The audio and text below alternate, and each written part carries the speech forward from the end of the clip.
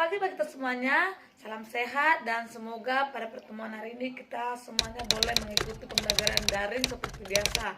Jikalau pada minggu-minggu sebelumnya kita telah membahas mengenai bab yang pertama dan pada minggu kemarin kita telah menyelesaikan ujian bulanan pertama dan selesai sudahlah pada pertemuan di bab yang pertama dan kita anggap telah selesai. Sekarang kita akan lanjut pada pertemuan yang pertama di bab yang kedua, itu mengenai perlindungan dan penegakan hukum di Indonesia.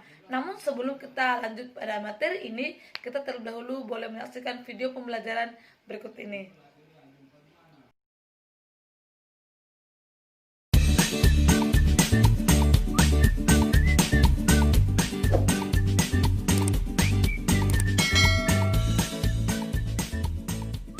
Ukuran kinerja para penegak hukum dan HAM juga harus diubah, termasuk kinerja pemberantasan korupsi. Penegakan hukum yang keras harus didukung. Penegakan HAM yang tegas harus diapresiasi.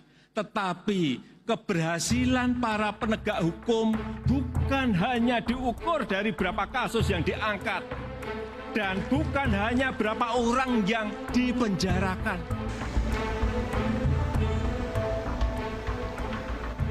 Berubah adalah kata kunci dalam pidato kenegaraan Presiden Republik Indonesia Joko Widodo pada 2019 yang lalu tentang penegakan hukum atau law enforcement. Maka sudah sepatutnya dan sewajarnya penegakan hukum di Indonesia berubah. Namun apakah dalam 1 tahun terakhir ini penegakan hukum Indonesia berubah? CNN Indonesia mencatat justru penegakan hukum di Indonesia dalam 1 tahun terakhir menimbulkan berbagai polemik. Salah satunya adalah kasus Joko Chandra. 11 tahun menghilang, Joko Chandra menghebohkan penegakan hukum di Indonesia pada akhir Juni 2020 yang lalu. Joko Chandra merupakan terpidana kasus pengalihan hak tagih Bank Bali yang masuk dalam daftar pencarian orang sejak 2009 silam. Kasusnya kembali muncul dan mencoreng penegakan hukum Indonesia setelah Jaksa Agung ST Burhanuddin menyebut Joko Chandra telah berada di Indonesia selama 3 bulan. Brigjen Pol Prasetyo Utomo pun ditetapkan sebagai tersangka karena terbukti membantu penerbitan surat rekomendasi Joko Chandra selama berada di Indonesia. Tak hanya Kepolisian Republik Indonesia sebagai lembaga penegak hukum yang tercoreng, Kejaksaan Agung tak luput dari tinta merah terkait kasus Joko Chandra.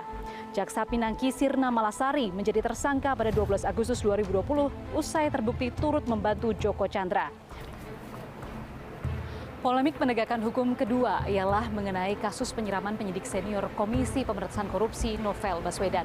Kasus ini memang tengah masuk ke dalam babak yang baru dengan vonis yang dijatuhkan kepada Rahmat Kadir Bahulete dan juga Roni Bugis pada 16 Juli 2020. Meski telah dijatuhi vonis, namun dalam proses persidangannya Indonesian Corruption Watch menilai ada sejumlah kejanggalan. Kasus penyerangan Novel Baswedan juga merupakan cermin pelanggaran hak asasi manusia atau HAM yang turut disebut Presiden harus ditegakkan dengan tegas. Polemik ketiga adalah mengenai pemberantasan korupsi. Pemberantasan korupsi juga disebutkan Presiden Joko Widodo dalam pidato kenegaraan 2019 yang lalu, di mana Presiden menyatakan pemberantasan korupsi tidak hanya diukur dari berapa jumlah yang ditangkap, tetapi berapa aset negara yang dapat dikembalikan. Namun mengembalikan aset negara tentu juga meretas nasib bagaimana penangkapan terhadap buron-buron KPK yang hingga saat ini masih banyak yang belum tertangkap. Sejumlah buron yang masih belum ditangkap oleh KPK ialah tersangka kasus dugaan suap anggota DPR RI pengganti antar waktu Harun Masiku. Yang kedua adalah Samin Tan.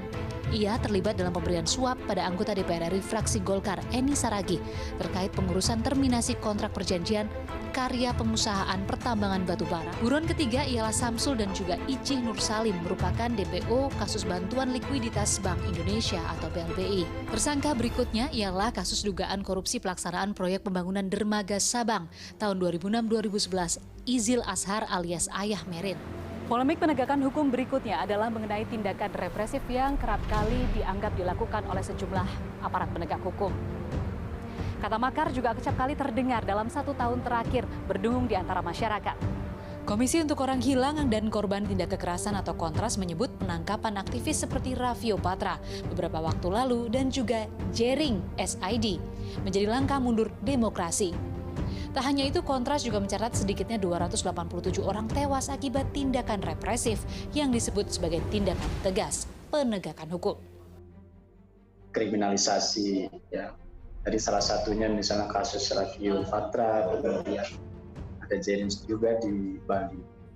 Nah, ini menunjukkan situasi penegakan hukum kita belum menunjukkan situasi yang baik dan memberikan rasa keadilan bagi warga sipil yang ingin menyampaikan sikap-sikap kritisnya.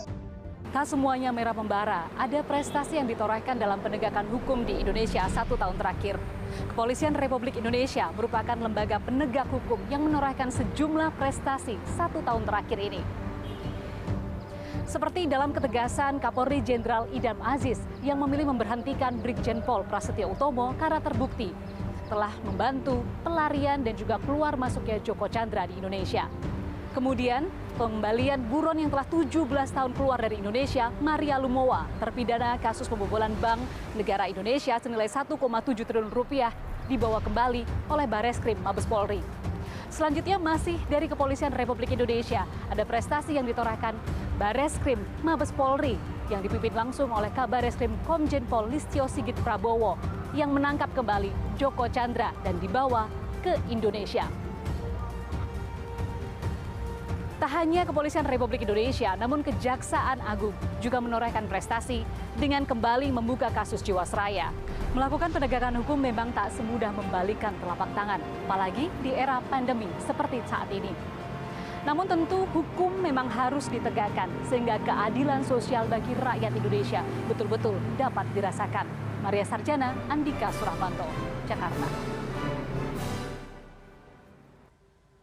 Nah, bagaimana dengan video pembelajaran yang telah kita tonton bersama? Ibu berharap kamu sudah memahami apa makna dari video tersebut. Sekarang, Ibu mau meminta kepada kamu semua boleh menarik satu kesimpulan atau sebuah kesimpulan dari video itu. Apa saja yang sudah kamu mengerti. Hasilnya atau kesimpulan dari video itu boleh kita share di grup pembelajaran kita. Ibu tunggu ya.